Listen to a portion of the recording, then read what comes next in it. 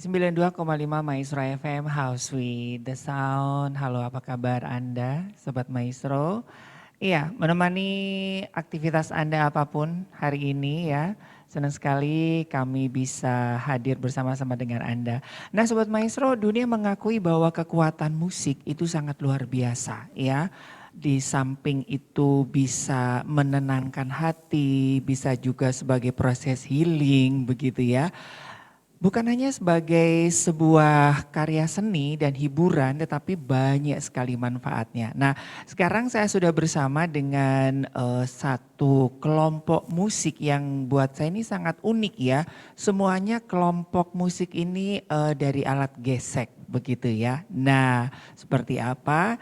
Sudah bersama-sama dengan saya di studio podcast Radio Maestro, ada Aya dan juga Halo ada Mas. Arya Halo. dan saya Ari ya. Kita 3A hari ini ya.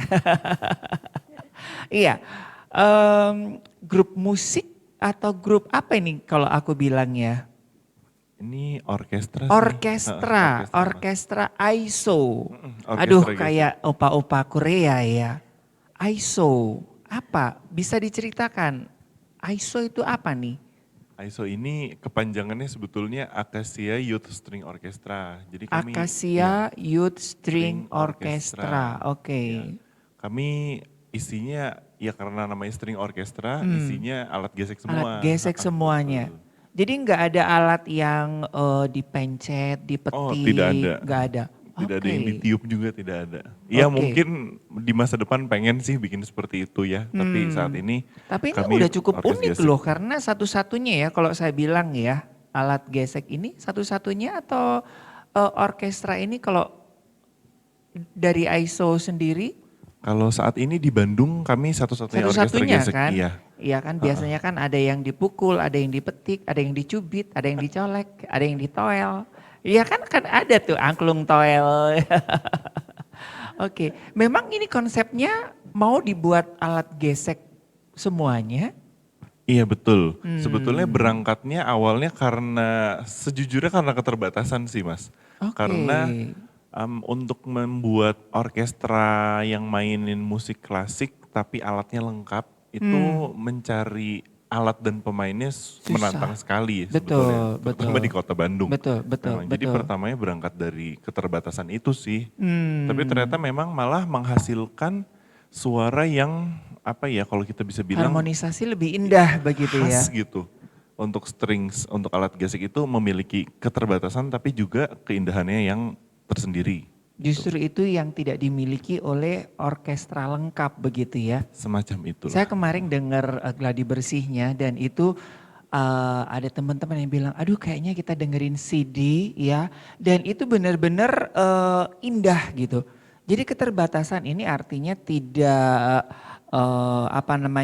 menghilangkan unsur pakem dari orkestra itu sendiri. Justru menciptakan keindahan yang sangat luar biasa gitu. Iya betul-betul. Kalau Oke. saya senang mengatakannya limitation itu bisa menciptakan keindahan tersendiri sebetulnya. Iya. Keterbatasan tuh. Betul. Oke, jadi menciptakan sesuatu yang over limit ya. Jadi nggak ada batasnya. Justru keterbatasan itu memancing kita daya cipta, karya dan karsa. Aduh, budaya jadinya ya dan memang itu ya. Boleh dikasih tahu alat gesek apa aja sih? Mungkin sobat maestro kan taunya alat gesek cuman biola gitu. Oh Di iya, aduh. orkestra ini apa aja? Oh nih? iya iya. Aisyah. Sayang sekali aku nggak kepikiran untuk bawa alat. Tapi Ya. kalau di orkes gesek itu sebetulnya kami ada 4 macam alat. Ada biola, lalu ada yang namanya viola. Viola itu kayak biola tapi dia lebih besar sedikit. Oke. Mainnya masih di leher gitu. Jadi dia suaranya lebih rendah. Iya, Nah, itu iya, atau iya. ada yang bilang itu biola alto. Oke. Kalau kayak penyanyi kan ada sopran, ada alto. Betul, Nah betul, kalau viola betul, itu betul, biola altonya. betul, betul. Lalu ada cello, itu ukurannya segini Yang agak lah besar ya. itu ya. Agak besar. Yang kayak gitar Spanyol itu ya. Ya dan lebih besar sedikit. Lebih besar dikit, Mainnya ya. duduk. Oke. Mainnya duduk. Iya, Dan iya, yang iya. paling besarnya adalah kontrabas. Itu Oh, kayak orang dewasa berdiri yang sambil ukurannya. berdiri Iya itu ya. betul. Mhm, mhm. Sering dipetik juga, tapi juga sering digesek kalau di orkestra gesek. Oke, jadi ISO ini berawal dari keterbatasan yang menghasilkan sebuah karya-karya yang indah. Mulai kapan ISO ini berdiri? Dulu kami 2014 mulainya Mas. Oh, sudah sekitar 8 tahun ya, Iya 8 tahun betul, udah berjalan. 8 tahun. Mhm, mhm. Oke, nah bagaimana nih mengumpulkan para personil dari pemain alat-alat gesek ini gitu? Apakah lewat sebuah audisi? Apa memang sudah dari komunitas atau teman-teman yang sehobi begitu? Kan dibilang cukup menantang nih orkestra ini di Iya Bandung banget. khususnya. Cari anggota itu selalu menantang sih Mas Iya, kalau di Bandung iya. tuh. Pertamanya banget sebetulnya orkestra ini awalnya nggak terlalu serius sih jujur aja ya. 6 bulan pertama itu kami hanya jadi Ngumpul-ngumpul gitu. iya ngumpul-ngumpul karena dulunya alumni dari orkestra ITB Mas sebetulnya. Oke. Awalnya banget ya. Mhm, mhm. Terus aduh kita abis lulus masih mau latihan nih, ya udah deh Oke. ngumpul-ngumpul aja. Terus setelah latihan beberapa bulan, kok kalau nggak konser kayaknya kita nggak serius gitu. Betul, betul. Akhirnya Nggak mulai ada tantangan konser. ya, nggak ada Betul. challenge ya. Heeh. Akhirnya mulai membuka rekrutmen dari pemain-pemain secara umum. Boleh dari mana aja, selama masih dalam rentang usianya. Sebetulnya untuk ukuran youth kami tua sih ya. Oh gitu. Kami bisa sampai umur sekitar 33 itu masih nggak apa-apa. Tapi memang lebih disukai yang masih berusia muda lah 17, 18 gitu. Mungkin ini juga ada misi tersendiri kah untuk biasanya kan kalau musik-musik orkestra ini kan konotasinya kan udah old gitu ya, jadul kayak musik keroncong gitu kan. Mungkin apakah itu salah satu misi yang ingin dihadirkan dari ISO ini? Secara sengaja sih tidak ya, tapi maksudnya tidak secara sengaja dihubungkan dengan kami merekrut anak-anak muda, sebetulnya enggak. Tapi karena emang isi anak-anak muda, memang presentasi dan apa ya vibes-nya Ya. itu memang beda banget sih. Saya juga kebetulan kan gabung dengan orkestra profesional di Jakarta ya. Itu memang banyak orang-orang yang seniornya lah. Itu memang rasanya beda banget sih.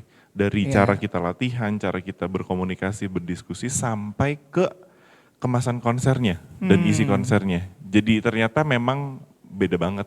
Betul, betul. Ya, ya ini secara tidak langsung kan juga menjadi inspirasi ya bagi anak-anak muda. Oke, kalau tadi Arya bilang terlalu tua dalam komunitas ini, Arya dan Ayah sendiri di ISO ini sebagai apa sih kalau boleh tahu? Kalau aku sebagai music director, jadi tugasnya selain main juga ngelatih dan menentukan kalau ada program konser kita main karyanya apa aja. Oke. Gitu. Nah kalau Ayah di sini adalah pemain, Saya pemain viola. itu pemain alat langka. Viola itu langka loh Mas, dikit Oke. banget yang main. Langkahnya seperti apa kok viola? Viola kan juga ada nama teman aku juga viola sih. Oke. Jadi gimana ya ceritanya? Jadi viola itu ya kalau nggak cuma di orkes gesek sih, tapi Iya, di iya. orkes secara keseluruhan aja. Di dunia loh ya, Di ini dunia Di bahkan. dunia, betul, Itu tuh betul. alat musik tuh yang entah kenapa dikata-katain. Dikata-katain kenapa? Jadul atau Bukan jadul sih, apa ya? Kayak ini fungsinya apa sih ada di orkestra gitu Oh. loh. Tapi itu udah kayak jadi ongoing inside joke gitu.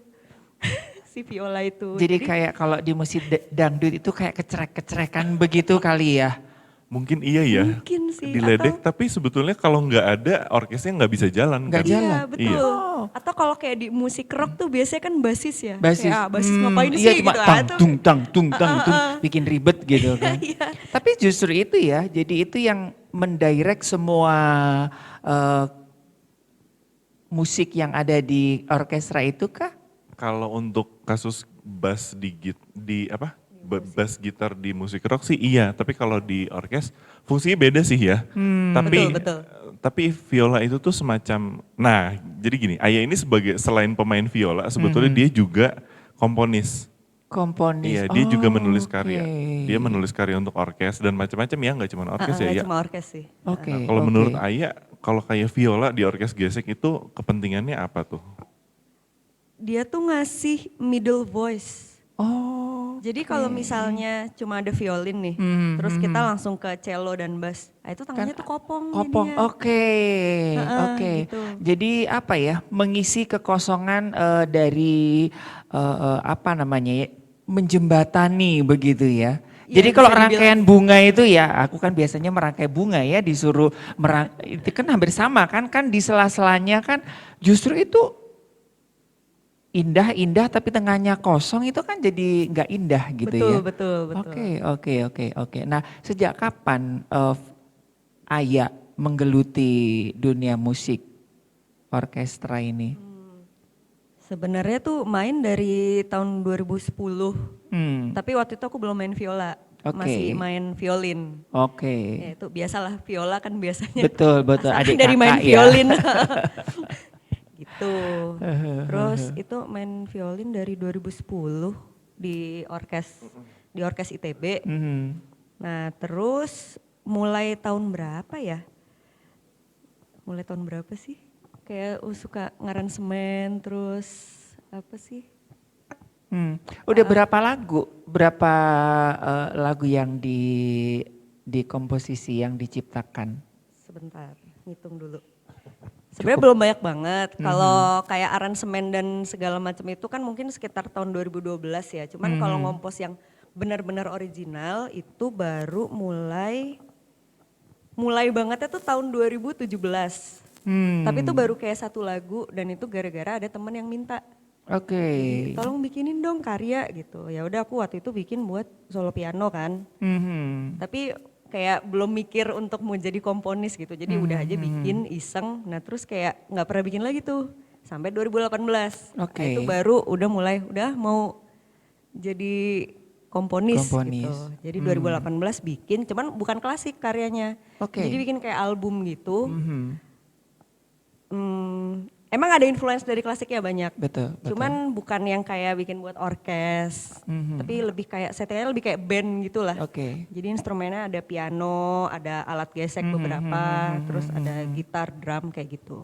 Oke. Nah, itu lebih sulit mana sih membuat menciptakan lagu-lagu band ataupun lagu-lagu klasik begitu ya. Tapi jangan dijawab ya. Kita nikmati dulu, kita buktikan ya performan dari teman-teman kita dari ISO ya. Jangan kemana-mana, tetap di 92,5 Maestro FM.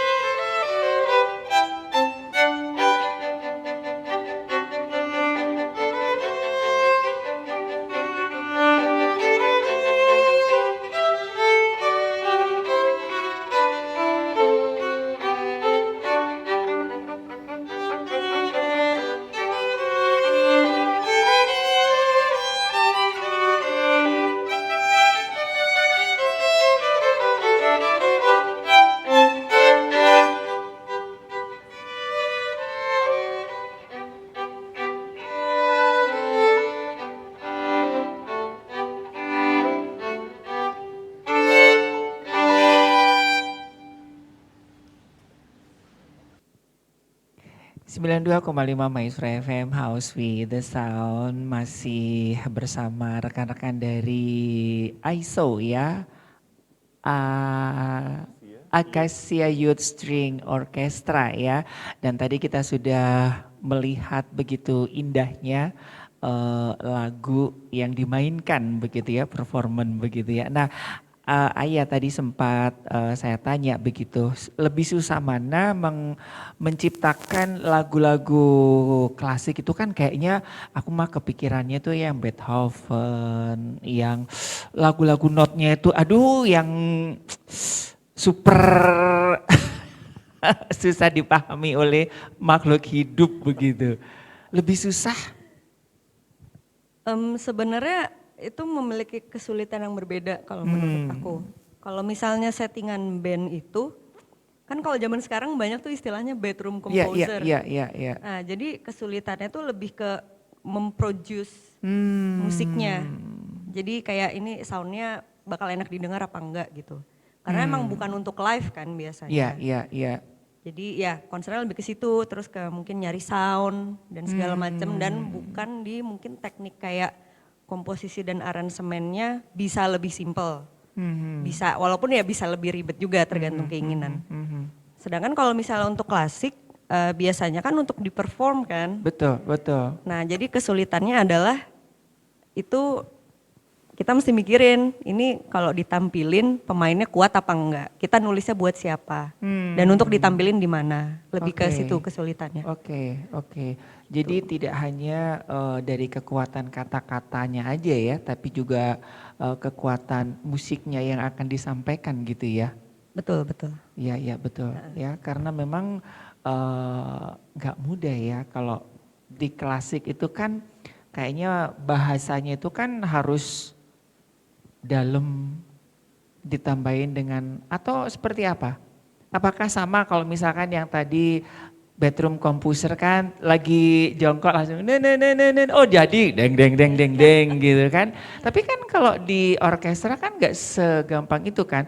Mesti harus wah ini nggak bisa kayak begini nih gitu. Kebetulan kalau saya sih mau bikin karya buat band atau buat orkes, saya mikirnya tetap gimana ya, agak konseptual mungkin ya. Jadi nggak yang tipe jamming gitu, enggak. Jadi kayak dipikirin dulu, ini maunya lagunya tentang apa, terus kira-kira mau layeringnya gimana, formatnya kayak apa, strukturnya kayak apa, kayak gitu. Jadi menurut aku sama aja sih mau bikin buat band atau sama buat aja ya orkes. bagi yang sudah biasa ya, cuman bagi saya pusing. Tapi memang juga sama ya, setiap orang kita mempunyai talenta yang berbeda, dan buat Alia gampang, buat saya susah gitu ya. Oke, nah untuk tahun ini kira-kira apa yang akan dilakukan oleh teman-teman dari Acacia Youth String Orchestra ini? Untuk yang tahun ini maksudnya sebulan ke depan ya berarti Kak Mas Ari. Soalnya iya. kami sempat konser sebetulnya bulan kemarin Februari ya. Kami Iya, sempat konser benar-benar. bulan Februari sebetulnya 2 kali. Nah ini konser lainnya, ini rangkaian konser tur sebetulnya Mas Ari. Oke. Kami akan ke Jakarta. Jadi di Bandung ini kami akan konser Sabtu tanggal 20 Agustus dan Minggu 21 Agustus. Oke. Lalu jadi Minggu Sabtu besok ini iya. ya, tanggal 20 Agustus dan 21 Agustus. Nah itu konsernya masuknya ke program konser outreach di Museum Geologi. Jadi bilangnya musik museum. Itu 2021. Sedangkan kami akan konser lagi 28 Agustus. Nah ini konser tahunan, konsernya lebih formal. Oke. Beda jadi sama konser museum. Bedanya apa nih? Nah ini beda banget. Kalau konser di museum ini masuknya kan outreach. Oke. Kalau outreach ini semacam apa ya? Kami dari orkestra itu nyamperin audiens. Bedanya di situ. Oh wow, Jadi kita seru memang, ya. iya, karena konsernya informal banget Mas Ari. Kita di museum geologi lantai 2, kita main aja gitu, terus ada kursi sih. Jadi kalau Mas Ari misalnya mau nonton, datang bisa duduk. Tapi misalnya bawa anak-anak, kan anak-anak suka bosan. Betul. Suka ke WC, macam-macam lah. Ada anak yang tiap 20 menit harus ke toilet gitu. Iya. Nah itu jadi nyaman, mereka tidak tegang gitu. Mereka bisa nonton, kalau bosan jalan-jalan, lihat museum, balik lagi gitu. Itu bedanya di situ. Dan tidak ada reservasi. Jadi orang-orang, oh kalau mau datang langsung datang. Ya intinya kami berusaha membuat musik orkestra ini aksesibel. Orang-orang nggak perlu capek-capek reservasi, orang-orang Betul. nggak bayar tiket sebetulnya. Hanya bayar tiket Oke. museum. Oh, Dan jadi museum tinggal kan murah ya. datang nikmatin Betul. lagu-lagu Heeh. dari AISO ini gitu ya. Tinggal datang, ntar boleh duduk, bisa jalan-jalan, santai lah. Karena memang kami kebetulan ya, kami juga model musisi yang dulu kalau nonton konser yang klasik full itu suka ketiduran. Iya ya, Bener, tegang, Jujur aja tegang ya. banget ya duduk, Iya. diem, nggak boleh berisik. Ini konsepnya kayak di luar kan juga rata-rata begitu ya, yang outreach ini ya. Ada mulai banyak ya kalau di Eropa dan Amerika itu Iya, mulai iya, banyak. Karena betul. memang harus mencari audiens yang masih muda-muda Mas. Karena audiensnya mulai menua kan yang dulu Betul, nonton. betul dan kadang-kadang aku lihat di beberapa tempat itu bahkan di taman begitu ya, jadi kayak surprise gitu kan di Iya, iya. taman, di Seru. mall gitu-gitu. Benar-benar. Tiba-tiba datang awalnya dulu siapa yang biola dulu, habis gitu datang siapa gitu kan, itu kan surprise banget dan seperti itu ya nanti konsepnya yang outreach ini, yang Iya. tanggal 20 ini. 20 dan 21 ini. Dua-duanya sama? Dua-duanya sama tapi kami akan ada lagu yang berbeda lah. Ada karya yang berbeda. Oh, Ada tanggal sedikit. 20 dan 21 ini di mana ini? Di Museum Geologi. Geologi. Oke, Museum Geologi yang di Jalan apa? Setiabudi itu ya? Bukan, Bukan, dekat bukan. Gedung Sate. Oh, yang di Gedung Sate. Iya, Oh, Gedung itu mah Sate. Boska. Saya kebayangannya. Oke, nanti informasinya informasinya nanti bisa ke Radio Maestro ya di Museum Geologi, betul. Museum Geologi dekat sebelahan Gedung Sate begitu ya. Tinggal nyebrang aja ke Gedung Sate dan ini tidak dipungut biaya ya, tidak ada reservasi, tinggal ya paling nanti urusannya dengan museum paling ya. Iya betul, HTM Museum itu untuk umum Rp3.000 aja. Tuh cuma Rp3.000 nih Sobat Maestro. Oke, jadi ini bedanya outreach dan tahunan. Ya, kalau tahunan nanti tanggal 28 Betul, yang 28 itu konser tahunan. di Kalau yang di Bandung itu di UPI, Di Universitas UPI. Pendidikan Indonesia. sama tanggal 28 juga. 28 itu. Oke. Nah kalau yang itu mah konsernya memang lebih formal sih Mas Ari. Walaupun memang tetap tidak, kemasannya tidak berat lah. Oke, iya. Baik Sobat Maestro, waduh ini makin seru ya. Nah jadi buat Anda yang nggak usah jauh-jauh ke Eropa ataupun ke Amerika untuk bisa menikmati orkestra outreach ya. Mungkin di Bandung belum ada gitu ya, belum ada dan memang ini satu-satunya orkestra dengan semuanya, dengan alat gesek, dengan konsep yang mungkin Anda hanya bisa lihat di film-film. Nah silakan bisa datang nanti tanggal 20 dan 21 di Museum Geologi Bandung. Jamnya jam berapa ya? Jam 12:30 siang Jam 12:30 siang sampai? sampai jam 2. Oh, jam 12:30 siang sampai jam 2 siang ya. Jadi Anda bisa datang langsung karena memang itu weekend. Anda juga bisa mengajak putra-putri Anda, teman-teman Anda ya.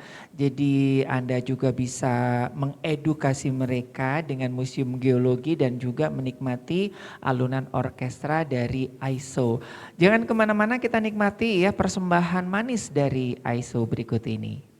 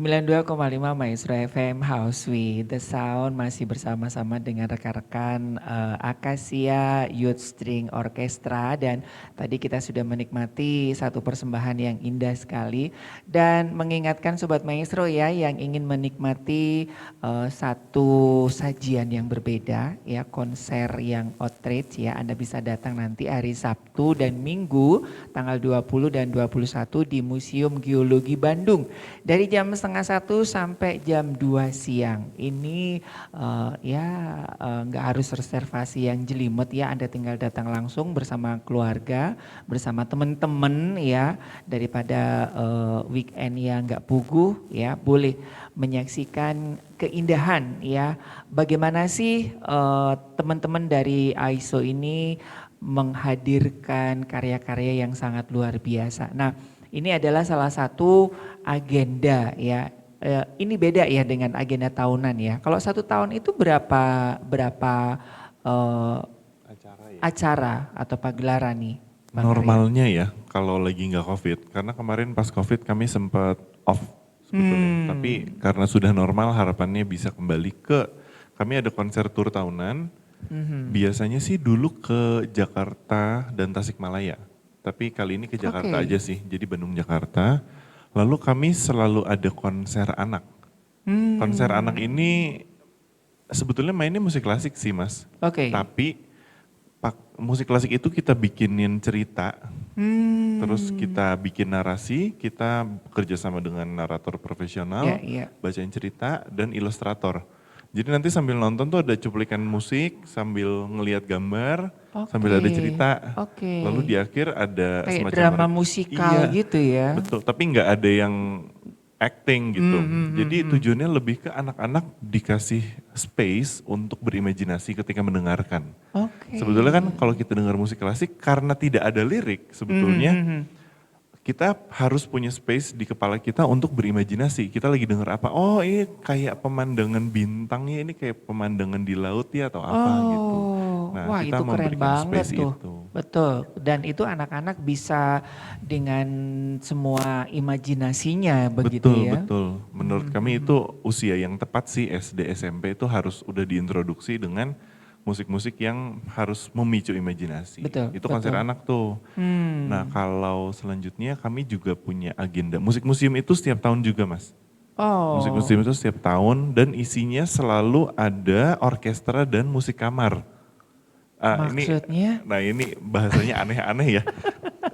Kalau di musik klasik, musik kamar itu kalau pemainnya sedikit Mas, 2 sampai 6 orang lah biasanya. Oke, termasuk yang kita sajikan hari ini di musik kamar ya. Itu masuk ke musik kamar. Jadi kalau duet, trio, kuartet itu tuh masuk ke musik kamar. Beda sih nuansanya, memang suaranya lebih kecil ya, tapi lebih intim rasanya. Lebih personal ya. Kayak ngobrol, ya kayak kita ngobrol gini. Iya, sama kayak radio ya, personal banget begitu ya. Terus kami juga ada workshop biasanya Mas. Suka ada aja sih setiap tahun tuh ngasih workshop misalnya ke orkestra kampus atau sempet ke MAN Cipasung di Tasikmalaya itu sempet juga ngasih workshop musik klasik. Iya? Tahun kemarin? 2018 kalau yang Tasik, yang Cipasung. Kalau 2019 itu di Cipasung itu di mana? Di itu apa? MAN sih, Madrasah Aulia. Di Madara. Aku orang Tasik loh. Orang Tasik. Kami di sana sempat. Iya. Sempat juga ke Panti Asuhan. Panti Asuhan ya. Di Parongpong juga pernah. Kita apa lagi ya acara tahunan? Ada yang namanya Kilas Klasik. Itu biasanya kami nggak ada pengumuman atau pengumuman hari H gitu, kami tiba-tiba muncul di PVJ misal, atau di Car Free Day untuk main musik orkes. Dan ini memang konsepnya tour gitu ya? Kalau yang konser tahunan iya. Tour. Ke beberapa kota? Sejauh ini sih baru Bandung, Jakarta, Tasikmalaya. Sejauh ini deketan ya? Iya masih deket-deket pelan-pelan. Pengen sih sebetulnya nanti ke daerah-daerah lain ya. Terutama yang tidak punya akses ke orkestra. Karena kami mikirnya kalau kotanya udah banyak orkestra ngapain gitu. Kita harus punya sesuatu yang baru untuk ditawarkan supaya membuka wawasan kan. Tapi kan memang orkestra ini memang sudah agak sedikit jarang begitu kan? apakah memang di Indonesia itu ada kayak daerah-daerah yang memang dia memiliki musisi orkestra? Saya rasa nggak terlalu banyak ya. Lebih Selain tepatnya, Yogyakarta ya. Yogyakarta itu kan cukup iya. banyak ya. Kalau Surabaya aku pikir hanya jarang. Itu hanya musik Surabaya. kampusan doang aja. Surabaya itu sebetulnya pemain piano dan biolanya cukup banyak Mas. Tapi orkestranya Untuk yang sedikit. orkestra yang iya. Orkestranya yang sedikit. Yang orkestranya banyak itu Jakarta. Hmm, Ya, hanya Jakarta dan banyak banget. Orkestra di Jakarta tuh banyak. oke. Yang klasiknya aja yang aku tahu ya, yang main klasik itu ada 4. Ya. Yang non klasiknya ada lebih banyak lagi, mungkin ada 4 atau 5 lagi gitu. Tapi di kota lain sih sedikit ya. Betul, Sedikit betul, banget. betul. Hanya pemainnya aja, tapi bentuk orkestranya nggak ada gitu kan. Ya memang ya kita tahu lah Bu Bicen kan orang Surabaya kan. Aku orang Surabaya Mas. Belum pernah ada gitu. Ya semoga ini tidak hanya Jakarta, Bandung dan Tasik ya, bisa ke Solo gitu kan nanti. Kepikiran berkolaborasi nggak dengan musik-musik lokal gitu, misalkan kayak di Bandung dengan Saung Ujo, terus di Surabaya ataupun di Tasik dengan calung gitu kan. Banget. Sebetulnya ini salah satu agenda impian AISO sih. Kami punya beberapa cita-cita jangka panjang lah. Harapannya mungkin bisa jalan 10 tahun lagi, 20-30 tahun lah ya. Karena orkestra-orkestra di dunia itu umurnya tua-tua banget Mas. Iya, iya. 80-100 tahun gitu. Jadi ya masih banyak cita-cita lah kalau untuk AISO. Salah satunya adalah kami ingin mengangkat kesenian tradisional sebetulnya. Yes, itu Karena keren loh. apa ya, kesenian tradisional Indonesia itu banyak sekali potensi yang bisa digali dan mereka berhak mendapatkan tempat yang respectable. Betul. Jadi kami juga hati-hati, aku sebetulnya secara pribadi sebagai komponis banyak bekerja dengan musik yang berdasarkan inspirasi folk Indonesia, musik tradisional Indonesia. Tapi itu harus hati-hati banget karena kalau kita ceroboh, bisa jadi kita malah jadi tidak menghormati musik tradisional itu kan. Maksudnya seperti apa nih? Ini cukup bagus nih, edukasi cukup Ini, bagus nih. untungnya di Indonesia kasus parah belum ada sih ya, kasus yang buruk sekali belum ada. Tapi kalau di Amerika itu banyak kasus-kasus seperti, ini contoh ya, padanan aja aku cerita. Misal, aku ngambil kesenian tradisional Sunda, aku masukin ke komposisi aku, aspek-aspeknya, lalu aku mengklaim bahwa itu karya original aku. Lalu kemudian aku mengambil keuntungan secara komersil dari sana. Sedangkan kesenian tradisionalnya itu sendiri tetap apa ya kita bisa bilang terpuruk lah. Terpuruk. Tapi memang ini bernuansa sekali ya karena kalau di Amerika itu kan ada sejarah panjang mengenai musik ya, hal-hal mengenai seperti itu ya. Oke. Untungnya di Indonesia belum ada yang seburuk itu sih, tapi kalau buat aku pribadi kita harus hati-hati sekali mengambil inspirasi dan harus sadar bahwa kesenian tradisional itu ada tempatnya sendiri. Dan apa ya? Ketika dikolaborasikan juga tetap disetarakan ya. Betul. Justru betul. bukan dieksploitasi Iya, ya. iya. Oke. Dan bagaimana caranya menghasilkan sebuah karya baru yang kolaborasi yang sifatnya bisa mencerminkan tradisinya. Itu yang rumit tuh Mas, karena musisi tradisi banyak yang nggak main musik klasik kan. Dan sebaliknya musisi klasik kebanyakan tidak main musik tradisi. Wah itu keren loh ya. Jadi saya kebayang ya orkestra dengan angklung, orkestra dengan gamelan, orkestra dengan sape gitu kan.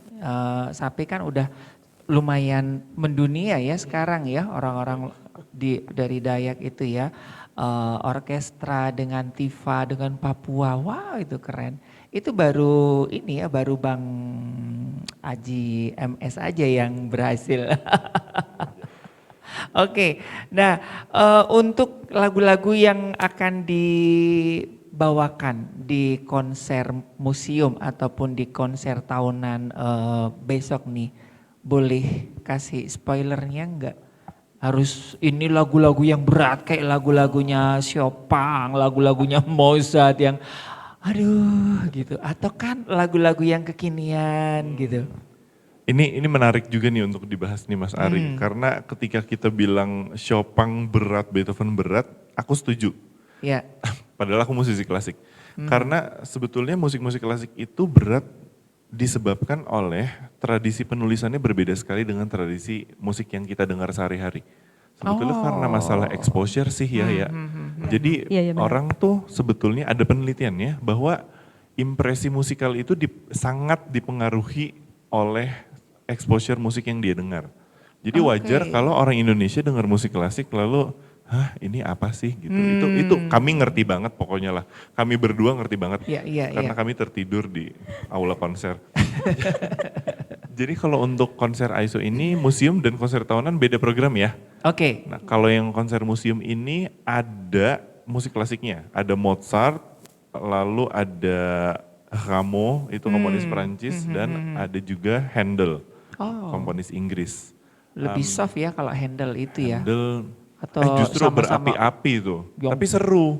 Betul, Itu betul. orang Indonesia tuh kalau aku dari pengalaman ngajar dan konser ya, itu cukup bisa connect dengan Handel. Handle. Karena berapi-api. Orang Indonesia itu kan kita tuh seru ya, maksudnya kental dengan logat, bicara. Iya. Itu tuh Handel seperti itulah. Bisa relate. Dan orangnya juga kayaknya ini ya, heroik apa sih, flekmatis, keras. melankolis, kolerik. Kolerik, betul Handel tuh kolerik banget dan suka marah-marah sebetulnya. Yes. Nah tapi tentu saja di semua program AISO kami selalu membawakan program Indonesia, selalu. Jadi kalau di museum ini akan ada bukan cuplikan sih, kita ngambil dari konser tahunan sedikit-sedikit kayak teaser gitu Mas. Nah teaser itu tuh ada yang klasik kontemporer Indonesia, ini aneh ya. Lalu ada keroncong, dangdut, lagu pop. Jadi ada aransemen-aransemen keroncong, pop dan dangdut juga. Kalau di konser museum itu pasti ada.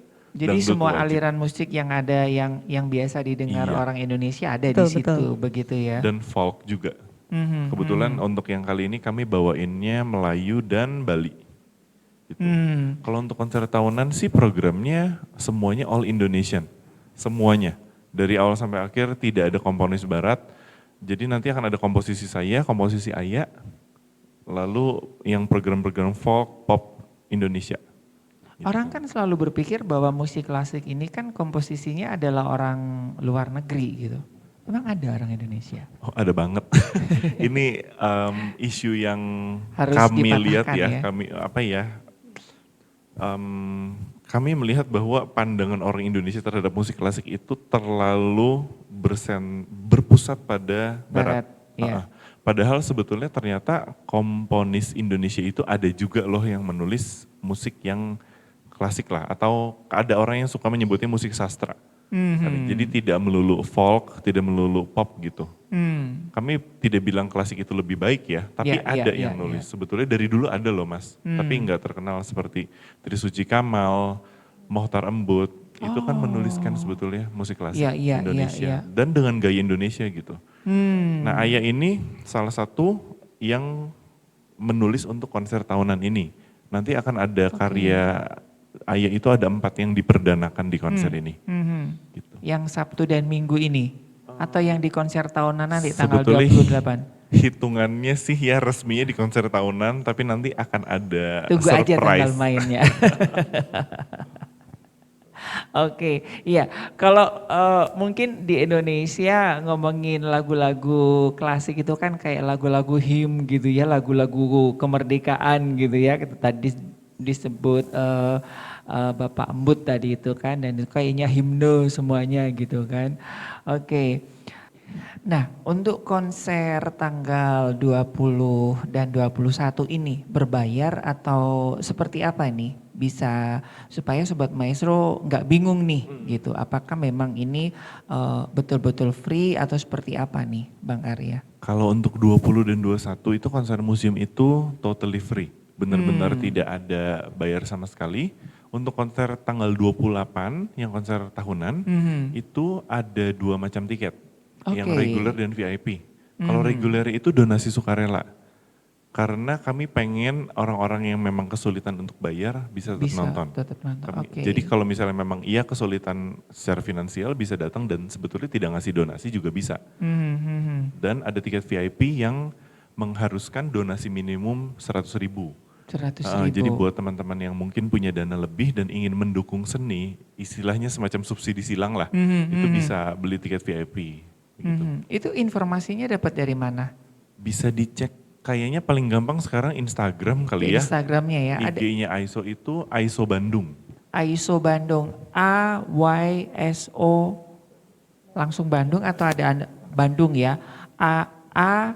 AYSO Bandung ya di bawah ini teman-teman bisa cek di situ ya. Jadi sekali lagi untuk konser yang outreach ya, yang museum ini betul-betul free tanggal 21 dan 20 dan 21 ini free ya. Jadi Anda bisa datang nanti ke Museum Geologi jam 12:30 sampai jam 2. Tapi untuk yang konser tahunan tanggal 28 Agustus di UPI ya, Anda bisa itu reservasi dulu di Instagramnya itu ya. Iya, nanti ada klik link Ada lalu link. bisa langsung WA. Oke, jadi nanti ada yang sukarela ataupun Anda yang bisa donasi begitu ya.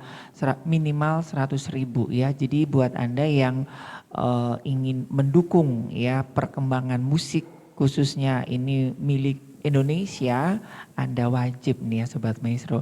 Baik, sekali lagi terima kasih buat Bang Arya dan juga buat Kak Aya. Sukses buat konsernya tanggal 20, 21 dan 28 di Bandung ya. Dan baik Sobat Maestro, jangan lupa Anda bisa datang nanti hari Sabtu dan Minggu tanggal 20 dan 21 di Museum Geologi Bandung. Untuk tanggal 28-nya di UPI ya. Jadi Anda bisa cek langsung di Instagramnya di AISO Bandung. Baik, kita nikmati penampilan dari rekan-rekan AISO. Terima kasih buat hari ini. Selamat melanjutkan aktivitas Anda dan Tuhan memberkati.